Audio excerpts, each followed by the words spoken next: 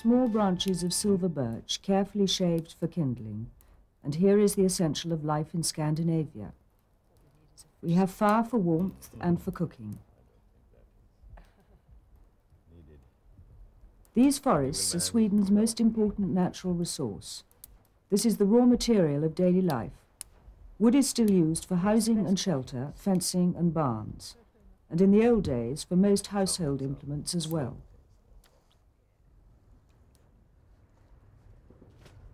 All his working days, Bo has been the forester in Östersund, and the forests provide a way of life, pleasure as well as a livelihood. Hello and welcome to The Rich Tradition. I'm Elisabeth Luard, and here we are in the upland woods of Sweden, and we're about to have a lovely cup of coffee. Nearly ready? What do you think? We have brought our own coffee and bread, but the water and the meat comes courtesy of the forest. Store cupboards are important to isolated communities, and you brought your own stores to a gathering, a tradition echoed in the variety of small dishes which make up the smörgåsbord. Everyone brought enough for themselves and a bit extra. Today, Bo provided the meat, I helped with the bread, and Ragnar gathered the berries. These woods are carpeted with berry-bearing shrubs. Berries are small enough to ripen in the short Scandinavian summer, in the midnight sun, taking advantage of the round-the-clock daylight to mature from bud to flower to ripe berry in double time. Oh yes, they're cranberries, aren't they? It's a bit late for the berries, but this is I think this must be the last cranberry of the summer. We really had to look hard for it. And you make them into jams. A wild strawberry leaf. The berries are long gone to make jams and syrups. This is butterwort, used in the old days as a rennet to turn milk to curd. Juniper, very fragrant and delicious with game. Good together with moose meat. Yes? Green and black, green Yes. and blue. The blue are the ripe ones. Bo, like his ancestors before him, hunts his winter stores in the autumn.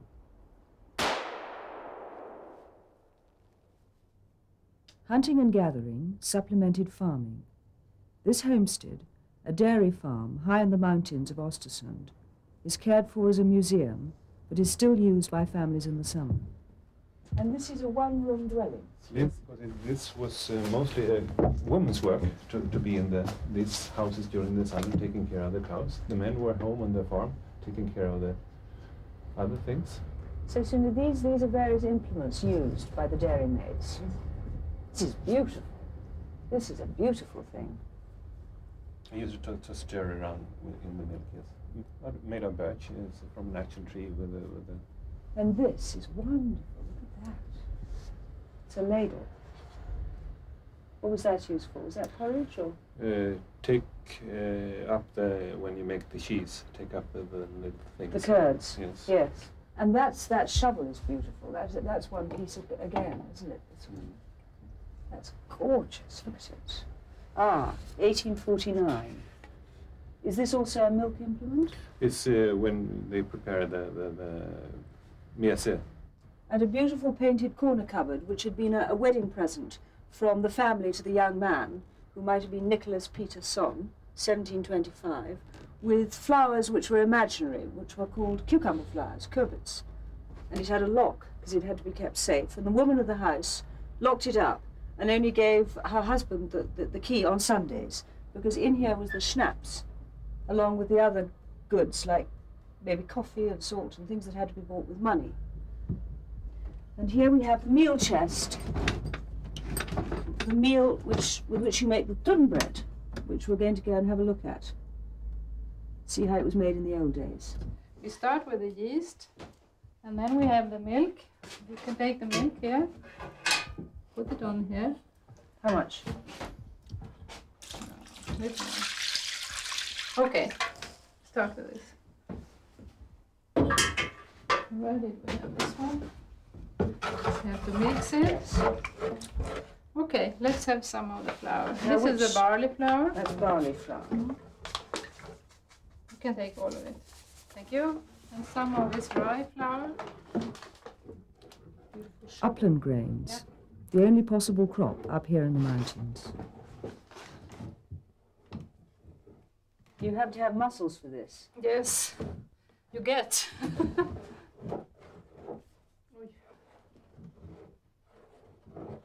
That's I the... think the result will be the same. So The dough is put to rise. After that, it's kneaded and I cut. think this is fine. You make it long. And then rolled with a specially indented rolling Do you pin. remember this being done at home when you were young? Or? Yes. Yes? Did your mother do that? Not my mother, but my mother-in-law. Your mother-in-law? Yes. She was good at it. Yes, very.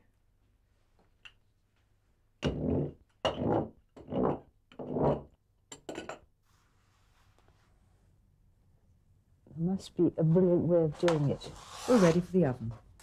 Well, that's not too bad, is it? And how do you eat it? You take it, It's exactly like Indian paratha, really. one piece for you, and then you put butter on it, like this. None for me? Oh, thank you. Take a piece. And then you can use this goose cheese, which is also made in the traditional way. So there was both cow's and goat's milk, was there? From goat milk. Yes. Yes, try. Then you Gaitost, cover it. made with the naturally sweet whey left after butter or cheese making, cooked down to a soft caramel. Then you just roll it like this. And in Jämtland you call it stut. Stut. This is a stut. That is a stut. Yes, tunnbröd stut. Tunnbröd This bread stut. stut. Bread. And an enriched sweet bread, kaka, baked specially to complement the berry jam. Smell the forest? Yes. Yeah. Gorgeous. Mm. Take a badam. Mm-hmm. That is your bird. Long milk, fulmuk, which used to be turned with an infusion of the little sticky butterwort we found in the forest. It was kind of cornflakes. Yes, Original we use it cornflakes. as cornflakes. Yes. It's long milk. You can get it in cartons these days. Ah. There we are. Did it look like It has that? long strands, rather like knitted junket. And if you whip it a bit, it comes more It's even longer. creamy Ooh. and longer. Yes. The bird falls out of the sky ready frozen. Ptarmigan, a species of grouse. No need to pluck it, skinning is fine. Boil in the bag mousse, cooked very gently overnight in its own juices. Wild meat is lovely, flavoured with the juniper berries we picked in the forest. And to accompany game, there's not much in the way of homegrown vegetables this far They are north. called jutron in Sweden. Jutron. Jutron. And they're Yes. the most prized of all, aren't they? Yes, yes, they are. And you collect them yourself? Yes, yes. They grow on the moors. It's a hard work because it's a lot of walking and very soft and so on, but we like it. Yeah. Conserved berries. Ptarmigan love berries. Where you find one, you always find the other. Too dry or something like that.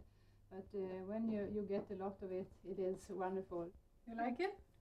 Mm. Delicious. Uh-huh. Absolutely beautiful. Lovely flavour. Yeah. Lots of vitamin C. Yes. And you don't need to preserve them. No, they are no. self-preserved, Yes, aren't they? yes, yes. Mm. And then this is the other wild berry. Yes. In Swedish, lingon. Mm-hmm. Lingon berries. They grow in the forests, and we get them every year, and we have lots of them.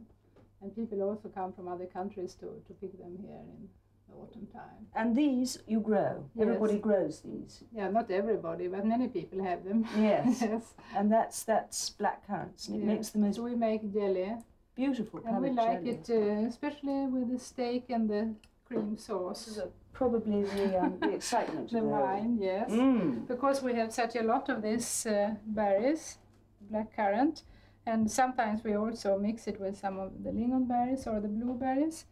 And we can't have so much of this, and we can't have eat these berries. So then we make wine from the rest. And this is the wine. Yes, this is how we make it, and you have to go and shake it now and then it's It bubbles. bubbling here. Yes, It sits in the corner going blop. There are rituals about drinking too. You can drink. It's very bad manners to drink at the wrong time. Well, not so much nowadays, but it was in the old times.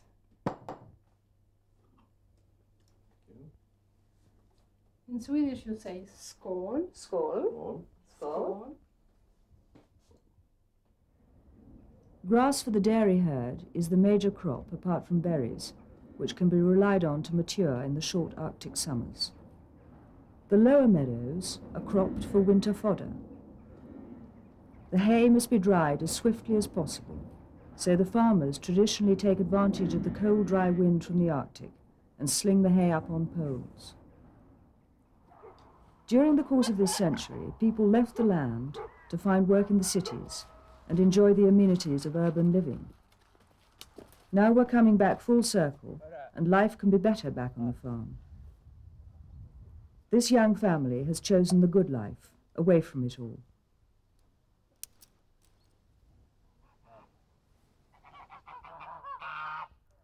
Geese are the ideal bird for the small farmer. They crop the wild, serve as watchdogs, and are the most efficient converters of food to meat. Poultry, kept for eggs and the pot, but also chosen for their beauty. The pigs eat up the household scraps. They're hungry. Bunny rabbits started off as farm animals, but quickly turned into pets. Are they?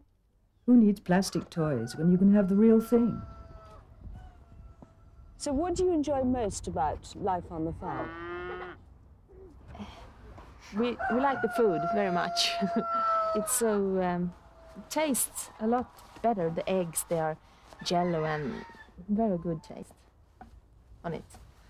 And the meat, it's very nice. You can't compare it with the meat you buy in the shops. I know where the animals have lived here and eating we know what food they have got, and they're healthy animals that we are eating. That feels very good. Yes. I think. And what about the children? Do they mind if you eat the pigs? No, they know that we are going to eat them. Yes. And they know that we have to eat the chickens and things like that. But not the rabbits, because they are so pretty.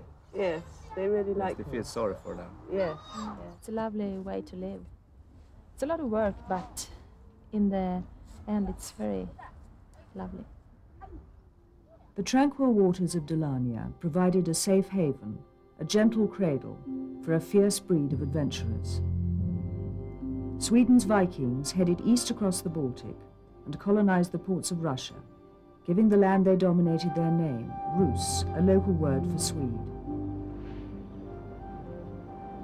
The old stories tell of their adventures as they traveled through the rivers and lakes of Eastern Europe to the Black Sea, as far south as Constantinople, where they provided an elite guard to the Byzantine emperor, and brought back not only Byzantine gold, but also the coffee, spices and sugar that all northerners love.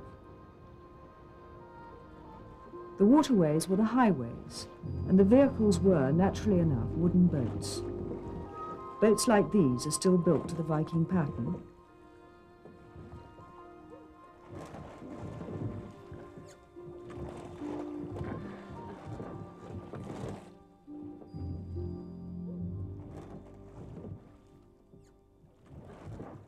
This is an egalitarian society, and tourists, including me, have to work their passage, and no shirking.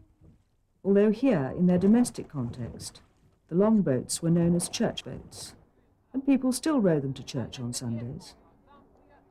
The boats are amazingly sturdy, and even a bunch of greenhorns like us can't upset 1,000 years of research and development.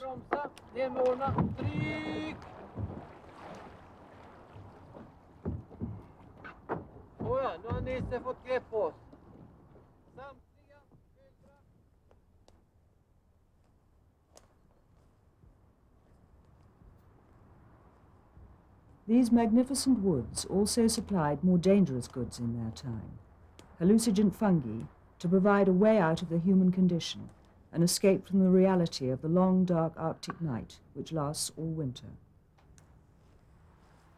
Look at that. That's what the Vikings used to get themselves berserk for a bit of rape and pillage. It's in fact what the Druids used as well. It's the most famous hallucinogen mushroom ever. There was no liquor up here till really quite recently. The Finns used it as well, and that is the origin of Father Christmas and his little gnomes. Because you see it's red with white blobs on, and if that was what you ate, and the last thing that you saw was something red with little white blobs on, you saw Father Christmas in a red frock with white blobs on, and his gnomes, and you also saw reindeer flying. When in some years they were scarce, 2 toadstools could be exchanged for 1 reindeer. Sea power was the key to the Vikings' conquests. Vik means creek or inlet. The Vikings sailed from just such ports as these. Sturdy wooden homes with enough space beneath to shelter the boat. The old adventurers were provisioned by a sea harvest, the Baltic herring, salt pickled fish to carry them on their adventures and feed them through the long winters. Sweden still has the same appetites as the Vikings, fresh fish for market.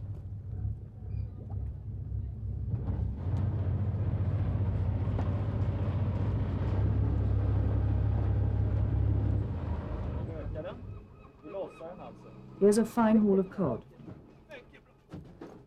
The Scandinavians, last of the Europeans to be converted to Christianity and the Catholic rules of fast-day fish-eating, were the first to turn their ocean treasure into a negotiable asset as they built up their salt cod trade throughout the Middle Ages, largely to the benefit of the Hanseatic League, the German trading cartel based out of Lübeck, who controlled the trade, supplying salt to the Protestant Baltic fishermen and salted fish to the Catholic Mediterranean farmers. Ways to preserve what was essentially a seasonal harvest evolved gradually, the methods being dictated by climate and the availability of preserving agents.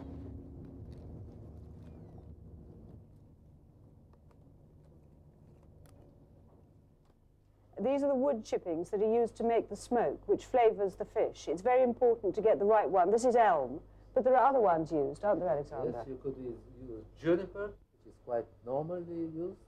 We use birch, and we use gay, and then we use different kind of herbs, provided you want to give different kinds of flavor. If you use a different wood, yes, it changes the flavour of the fish. Yes, the fish is the support. Yes. And the flavor is the thing which you add to the support. Yes, and then yes. you can not change totally, but let's say 50% of the taste is the Comes taste from of the fish. Yes. And 50% is for the additional flavor which you give, which is your own idea for preparing. So where does this go, Ken? Put it here. There we are. In the old days, wind drying and salting was sufficient preservative if the climate was high and dry. If it was low and damp, smoking was required as well. It's a lot of smoke, isn't it? The main activity of this harbourside packing station is salting and smoking, the traditional ways of conserving glut for winter stores. Now, that's warm smoked, is that right? This is a modern preparation, of course. Yes. In the old days, the fish would have been heavily salted first. Modern cures are light, and then the fish would have been hung from rods to take the smoke. This is a process of kippering. The further south and the damper the climate, the more vulnerable the fish or any food is to spoilage. Nowadays, with modern refrigeration methods, these preparations are purely for the pleasure of the flavour. Salmon used not to be the luxury it is today. All over Northern Europe, including Scandinavia and Britain, servants and employees had a clause in their contracts stipulating they were to be fed salmon no more than 4 times a week.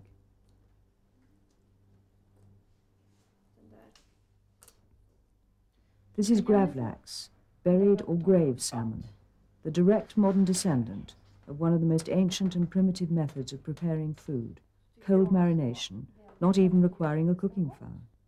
Maybe a few thousand years ago, some bright spark in a fur hat worked out that if you dug a hole out of the soft sandy shore, sandwiched the salmon or herring or whatever between 2 layers of birch bark and fir branches, and weighted it down with stones, it would be palatable when you came back 2 or 3 months later. We're making herring in mustard sauce and garlic sauce. Yeah. And what is it called in Swedish? Gravad strömming. Gravad strömming. Gravad strömming. Yeah.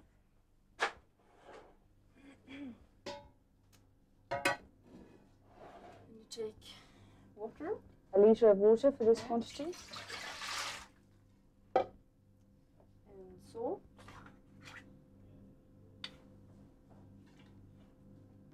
3 large spoonfuls, three tablespoons. And that is white vinegar. That's distilled vinegar. 1.5. What is that measurement? Deciliter. Yes, 1 deciliter. So 1.5 deciliters. And here we have what, about 600 grams. 600 grams.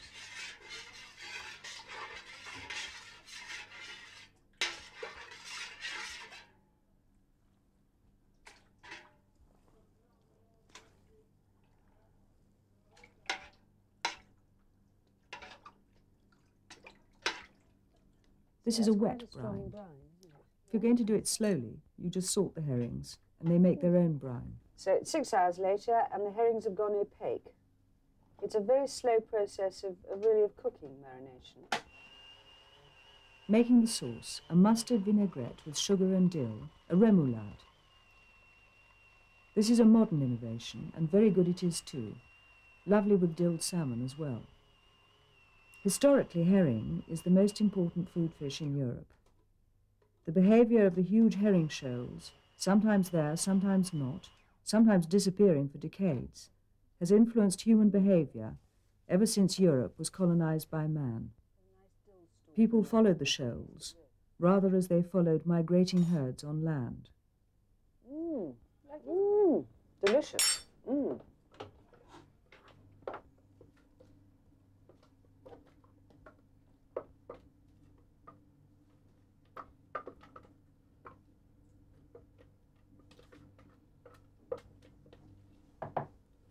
Much of the heavy work is still done by the fisher girls.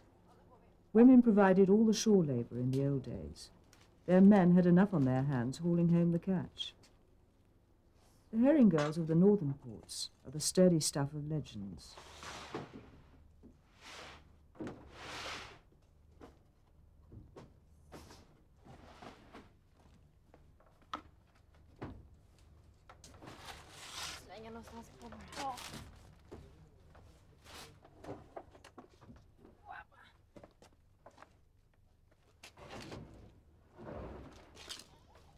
In the old days, guests invited to a gathering, maybe a wedding or a christening, would bring their own contribution of favourite dishes, saving the party giver from having her cupboard emptied and giving everyone a chance to taste the neighbour's delicacies. The smörgåsbord, literally the bread and butter, is strictly the original self-service meal. But find me a canteen which can match this feast. The one essential ingredient is a varied supply of marinated herring dishes. At least 10 is considered proper. And these are traditionally the first to be sampled. I'm told there are 270 written recipes for these herring salads. Fish from the shore, cream from cows pastured in sweet hay meadows, berries from the clouds.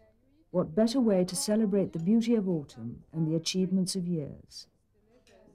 If spring brides can be serenaded and wreathed in flowers, so too can longevity be celebrated with songs and garlands, and a baked Alaska with a tale of northern lights.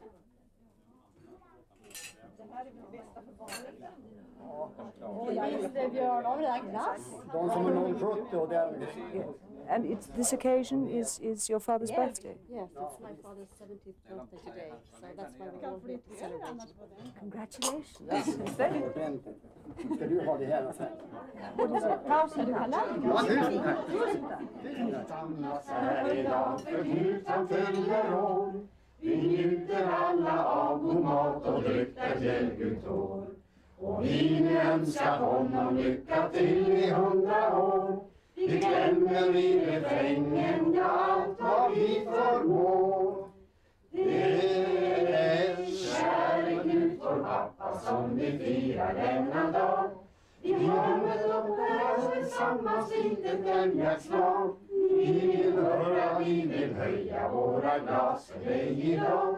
Och tillsammans vi bringar ett hurra, hurra, hurra.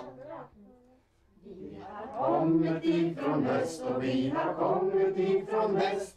Och allesammans tycker vi att du är allra bäst. Att julen fyller 70 är det ingen som förstår. Men nämner i refrängen, ja allt vad vi förmår. Det är käre Knut, vår pappa, som vi firar denna dag. I hörnet upp är allesammans litet älgjaktslag. Vi vill hurra, vi vill höja våra glas för dig idag. Och tillsammans vi vill bringa ett hurra, hurra, hurra. Skål! Det blir bra! Skål! Skål på allesammans! Och tur att nu är jag här. Levande. Hej!